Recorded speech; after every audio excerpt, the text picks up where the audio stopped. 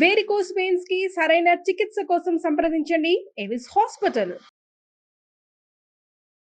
నమస్కారం, welcome to Suman TV. నేను గీతాంజలి. ప్రస్తుతం మనతో పాటు ప్రముఖ ఆధ్యాత్మికవేత్త, జ్యోతిష్య వాస్తు పండితులు గుండెపూడి శివ సుధీర్ శర్మ గురువు గారు ఉన్నారు. వారితో మాట్లాడదాం. గురుగారు నమస్కారం అండి.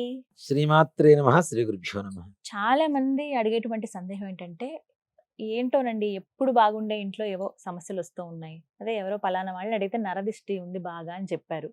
అంటే దానికి సంకేతం ఇవేనా? ఇంకా ఎటువంటి సంకేతాలు ఉంటాయి అసలు ఒక వ్యక్తికో లేకపోతే వాళ్ళ కుటుంబానికి నరదిష్టి సోకింది అనడానికి ఎలా మనం తెలుసుకోవచ్చు? ముఖ్యంగా చెప్పాలంటే నరఘోష ప్రతి ఒక్కరికి ఉంటుంది.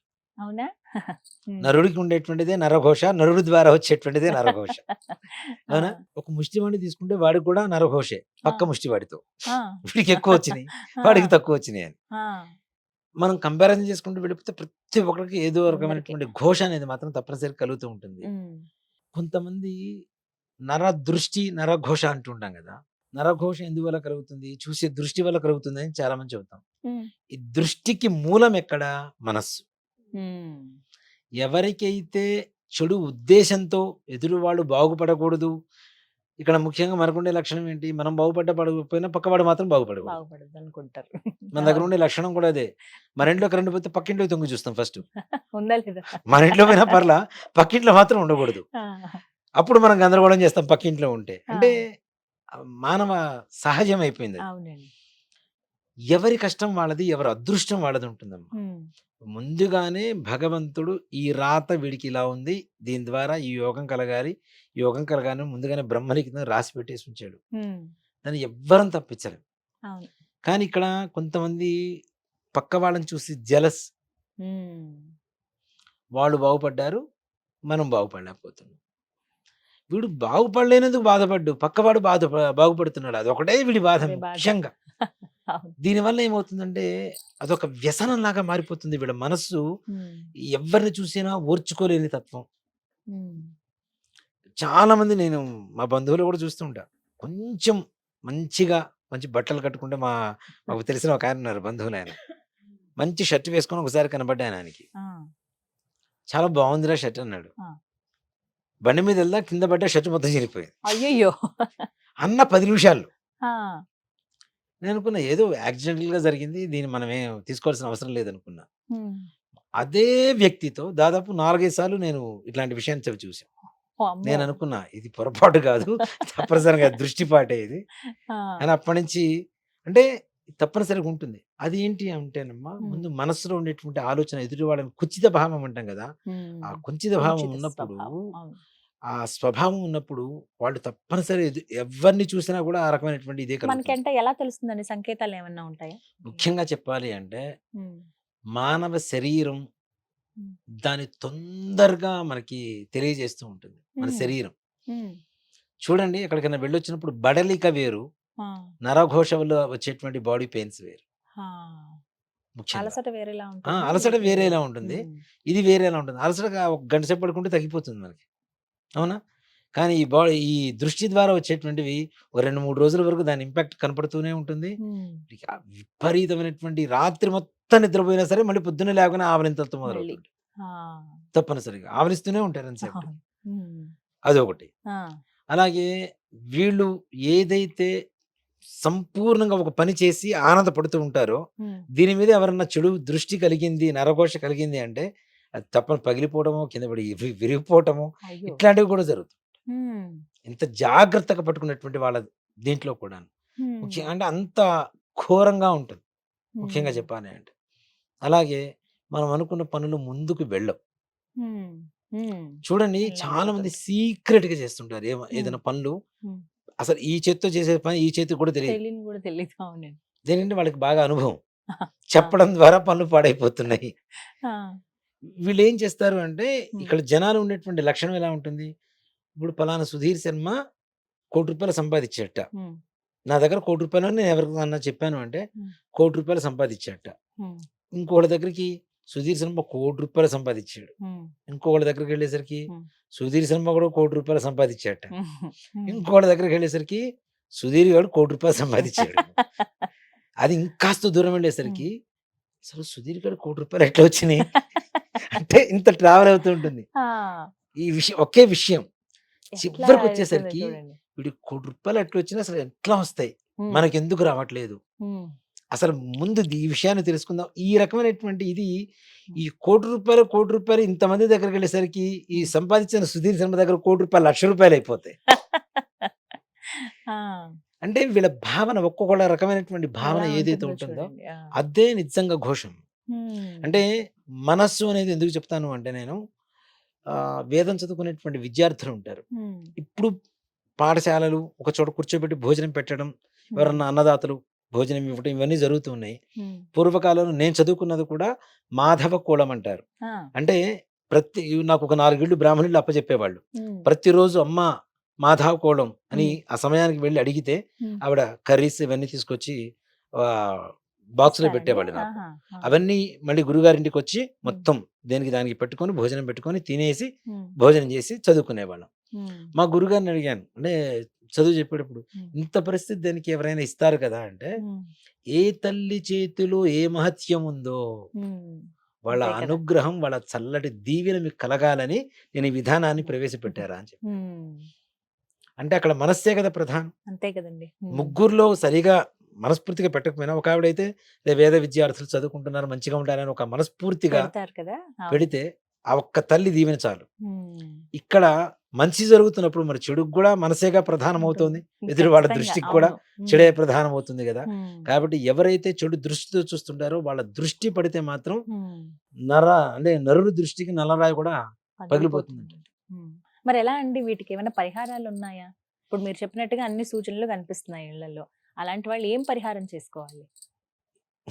దీనికి సింపుల్ గా చెప్తానమ్మా. ఉమ్, కార్తీక మాసం ఉమ్. చాలా దివ్యమైనటువంటి నరఘోషకి మంచి దివ్యమైనటువంటి ఒక పరిహారం ఉంటుంది నా కార్తీక మాసంలో. ఈ మాసంలోనే. కార్తీక మాసంలోనే ఇది ఆహా. నిజంగా ఎవ్వరు ఇంతవరకు మీరు యూట్యూబ్ చరిత్రలో చూసుకున్నా కూడా ఎక్కడ చెప్పుండరు. ఎవరు తొందరగా ఆ. బయటికి కూడా తెలియలేదు ఎవరికి. ఉమ్, కార్తీక పౌర్ణమి అసలు నిజంగా చెప్పాలి అంటే ఉమ్, కార్తీక పౌర్ణమి రోజున మనమందరం ఏం చేస్తాం? ఉమ్, పొద్దున్నే లేస్తాం, తలస్నానం చేస్తాం, దీపారాధన చేస్తాం, శివుడికి అభిషేకం చేసుకుంటాం, వ్రతం చేసుకుంటాం, సాయంత్రం దీపారాధన చేసుకుంటాం, తులసికోట దగ్గర 365 ఒత్తులు కట్ట ఒకటి వెలిగిస్తారు. అవునండి. వెలిగించిన తర్వాత భోజనాలు చేస్తారు ఉమ్, కదా.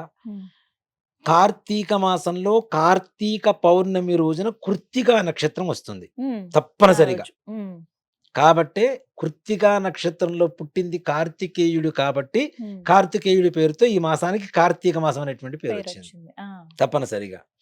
ఈ కార్తీక మాసంలో పౌర్ణమి రోజున వచ్చేటువంటి కృత్తికా నక్షత్రానికి సంబంధించినటువంటి ఒక పూజా విధానం చాలా సింపుల్. ఆహా. పెద్ద కష్టపడాల్సిన అవసరం కూడా లేదు. ఉమ్. దాంట్లో ఇంట్లో ఉండేటువంటి సమస్త రోగ భయాలు పోతాయి, ఓ. మృత్యు భయాలు పోతాయి, నరఘోష కూడా పోవడానికి మంచి రెమెడీ దొరుకుతుంది దాంట్లో. ఉమ్, కృత్తికా దీపోత్సవం అని చెప్పి చేస్తారు. ఉమ్. అది చాలా తక్కువ చోట్ల చేస్తుంటారు. అవును. మనకి కృత్తికా దీపోత్సవం అరుణాచలంలో చాలా బాగా జరుగుతుంది. అవును. చాలా బాగా చేస్తారు. ఉమ్. 500 కేజీల ఆవు నెయ్యి పోసి పెద్ద ఉమ్. ఒత్తి తయారు చేసి ఉమ్. వెలిగిస్తుంటారు. ఉమ్. దానికి మనకి అరుణాచల జ్యోతి అనే పేరు పెట్టారు కానీ ఉమ్. అసలు పేరు కృత్తికా కృత్తికా దీపోత్సవం అంటారు ఉమ్. దాన్ని. ఉమ్. కృత్తికా నక్షత్రం ఉంటుంది కాబట్టి. ఉమ్. దీంట్లో కృత్తికా నక్షత్రం వచ్చిన పౌర్ణమి రోజున చేయడం ద్వారా ఎంతమంది దేవతల అనుగ్రహం కలుగుతుందో కూడా చూడండి. ఉమ్. కృత్తికా నక్షత్రంలో పుట్టింది సుబ్రహ్మణ్యేశ్వరుడు, కార్తికేయుడు. ఉమ్. ఆయన అనుగ్రహం కలుగుతుంది.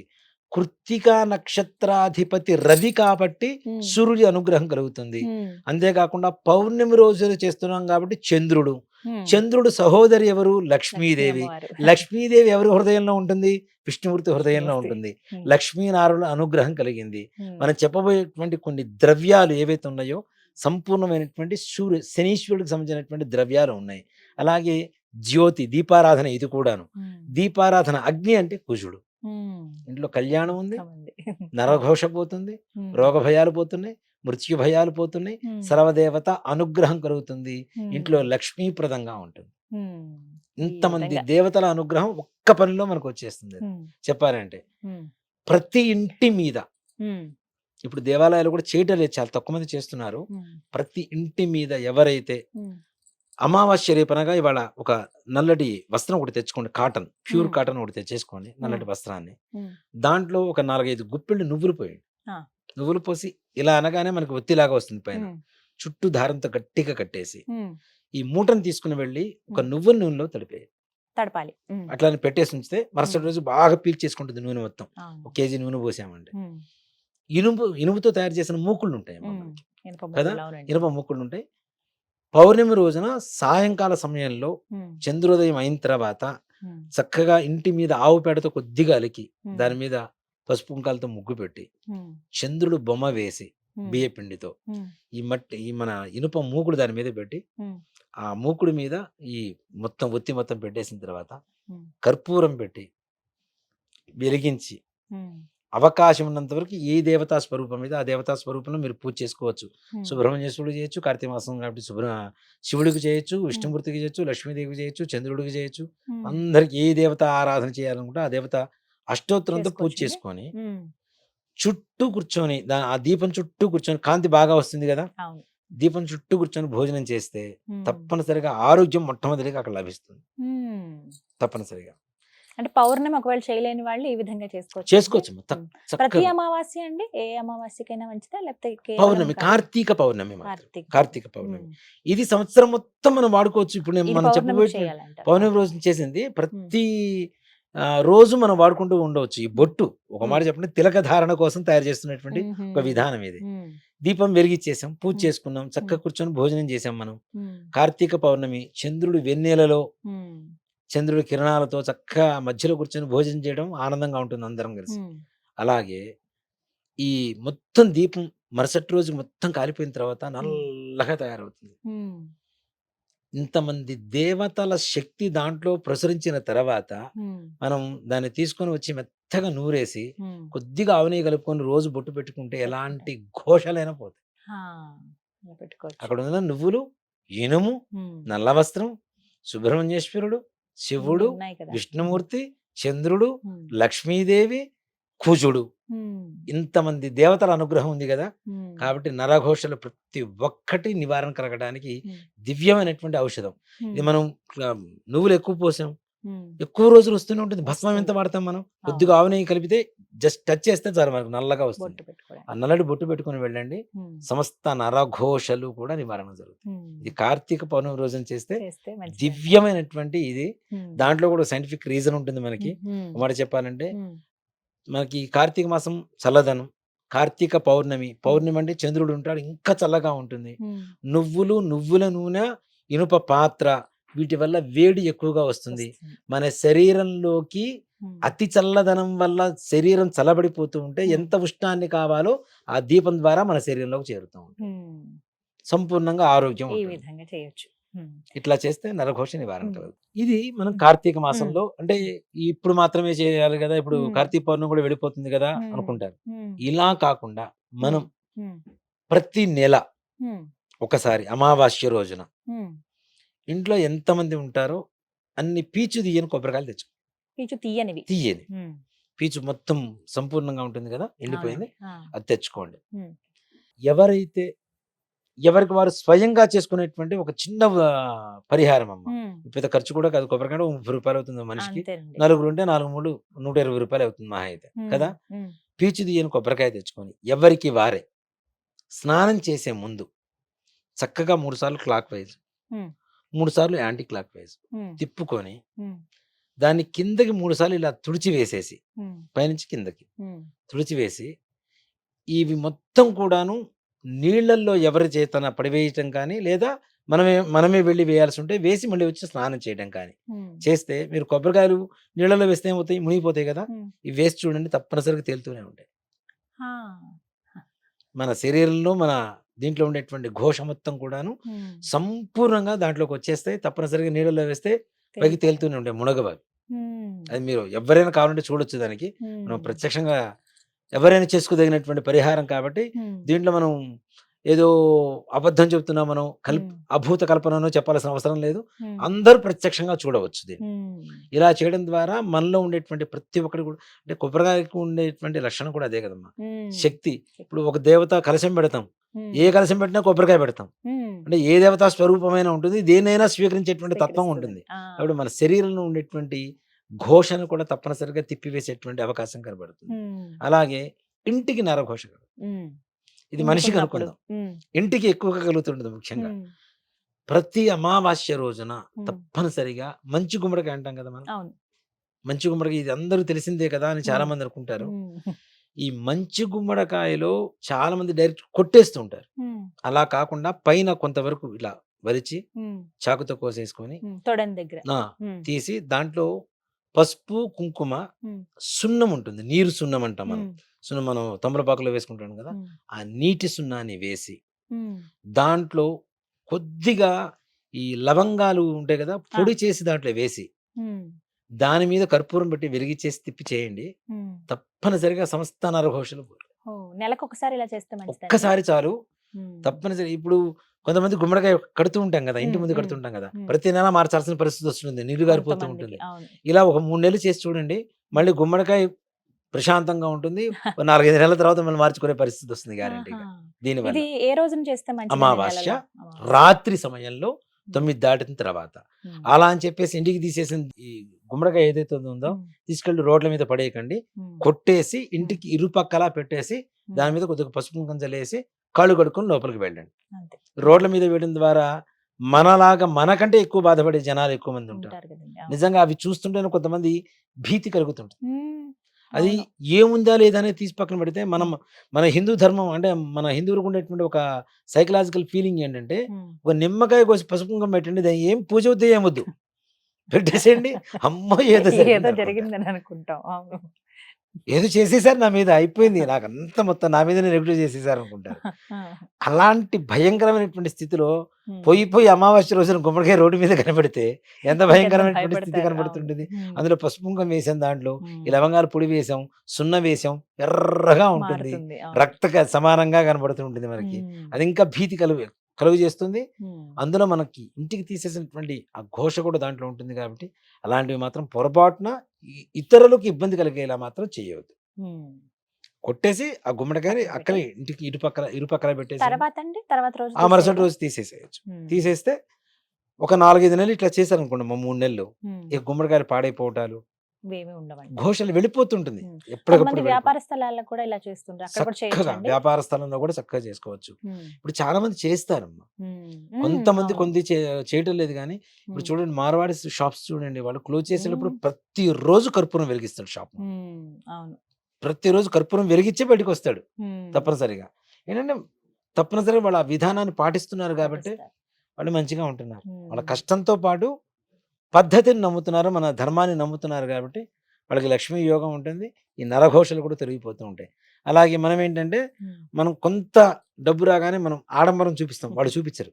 ఉమ్. సర్వసాధారణంగా చాలా ఉంటారు వాళ్ళు. ఉంటారు. అవునండి. అవును. వాళ్ళ వైభవం చూడాలంటే వాళ్ళ పెళ్ళిళ్ళకి వెళ్ళి చూడాల్సిందే. అంతే. అంతకుమించి విడి రోజులు ఎక్కడ వాళ్ళ ఉండరాల. వైభవాన్ని చూడడం. మరలా లక్ష్మీదేవి దీపావళి పండుగ రోజున ఇంట్లో లక్ష్మీదేవిని నిజంగా తిష్ట వేసుకొని కూర్చుంటుంది అన్నంత వైభవంగా వైభవంగా లక్ష్మీదేవిని పూజ చేస్తారు. చేస్తారు. అవును. ఈ 2 చోట్లనే వాళ్ళ వైభవాన్ని చూడగలిగేది మనం. ఓకే. కాబట్టి ఈ ఇలా చేయడం విధంగా. అనేది వ్యాపార ఉమ్, సంస్థలకు చేయొచ్చు, అలానే పరిశ్రమలకి చేయవచ్చు, ఉమ్, ఇంటికి చేయవచ్చు. చిన్న ఉమ్, చిన్న షాపులున్నా కూడా దానికి కూడా చేయొచ్చు దాంట్లో. ఉమ్, మన వంశ పరంపరగా వస్తున్నటువంటి అనేక రకాల దోషాలలో ముఖ్యంగా పితృదోషం, స్త్రీ శాపం, ఈ శాపాల వల్ల, దోషాల వల్ల భవిష్యత్తులో ఉండేటువంటి తరాలకి ఏవైతే ఇబ్బందులు కలుగు చేస్తూ ఉంటాయో, సంతానం, వివాహం, అనారోగ్యం, అలాగే ఆర్థిక సమస్యలు, రుణబాధలు, వ్యాపారం, ఉద్యోగం, ఇలా చెప్పుకుంటూ పోతే ప్రపంచంలో ఉండేటువంటి సమస్త బాధలకు కారణమయ్యేటువంటి ఈ పితృదోష, స్త్రీ శాప నివారణం కోసం ఒక పూజా కార్యక్రమం ఉంటుంది. అది కూడాను గోకర్ణంలో ఉండేటువంటి మోక్షనారాయణ బలి అనేటువంటి ఒక పూజా కార్యక్రమం. ఈ కార్యక్రమాన్ని చేయించుకోవడానికి చాలా మంది సంకల్పం చేస్తూ ఉంటారు. గోకర్ణం వరకు వెళ్ళి కూడా చేయించుకోలేక వెనుతిరిగి వచ్చినటువంటి వ్యక్తులు కూడా కొంతమంది ఉంటారు. ఇలా కాదు, మనం ఎన్నిసార్లు ప్రయత్నం చేస్తున్నా అవ్వటం లేదు అనుకునేటువంటి పరిస్థితుల్లో కూడాను రేపు అంటే నవంబర్ 24వ తారీఖు కొత్తపేట నుంచి, హైదరాబాద్ కొత్తపేట నుంచి ఒక యాత్ర బస్సు ప్రయాణం ప్రారంభమవుతుంది. మధ్యాహ్నం 1 గంట దగ్గర నుంచి. ఎవరైనా మీకున్నటువంటి సమస్త బాధా నివృత్తి కోసం ఈ స్త్రీ శాప, పితృదోష నివారణం కోసం గోకర్ణంలో మోక్షనారాయణ బలి చేయించుకోవాలి అనుకునేటువంటి ప్రతి ఒక్కరు కూడాను ముందుగా మీ యొక్క వివరాలు నమోదు చేసుకోండి. తప్పనిసరిగా ఈ యొక్క కార్యక్రమంలో పాల్గొనండి. పితృదేవతల పరిపూర్ణమైనటువంటి అనుగ్రహంతో వంశాభివృద్ధి, ధనాభివృద్ధి, అలాగే ఆరోగ్యాభివృద్ధి కలిగి తరించండి. చక్కగా వివరించారు గురుగారు. నమస్కారం అండి. శ్రీమాత్రే నమః. శ్రీ గురుభ్యో నమః.